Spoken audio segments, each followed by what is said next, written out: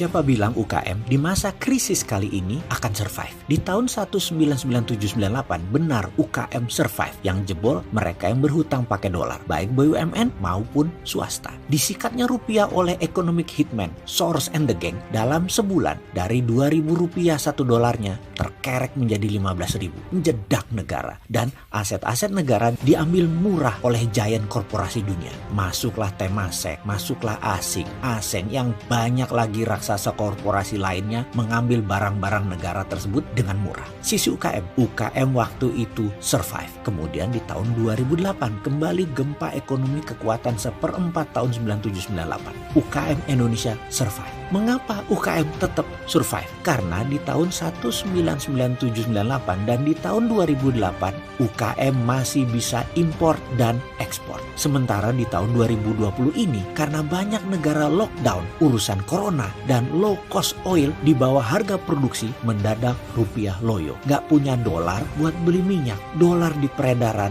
menjadi terbatas. Mau produksi tekor. UKM gak bisa impor bahan baku. Kita pastikan sekali lagi, saat ini krisis 2020 yang jedak terlentang adalah mereka yang berhutang dan mereka yang bergantung impor. Dua masa krisis yang lalu yang jedak terlentang adalah yang berhutang, yang sekarang ditambah yang impor. Jadi menurut saya UKM akan bermasalah di tahun ini dan tahun depan. Rupiah bisa ke 16 ribuan seakan-akan itu kepastian. Corona di Indonesia kapan kelar? Ada yang bisa mastiin? Kedepannya bagaimana? Ya kita harus tetap optimis. Kalau UKM kena, BUMN mati suri. Korporasi besar swasta pindahkan bisnisnya keluar Indonesia. Maka sulit Indonesia untuk berdaulat. Dapat dipastikan kali ini yang salah adalah pengelola. Asli, yang salah adalah pengelola kebijakan. Solusinya kan kita sudah sebut berkali-kali, ada TINA atau TINA, ada SWF atau Sovereign Wealth Fund tanpa pakai hutang. Masih harus dijelasin lebih panjang. Sudah 10 video Bosman dan 25 tulisan mendukung ini.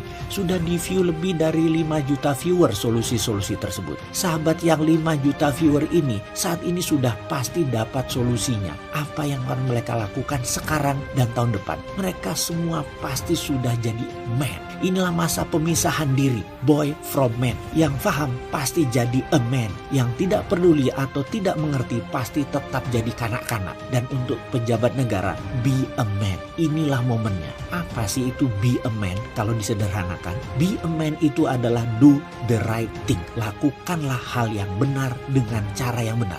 Paham? It's one of the best workshops, CEO Mastermind.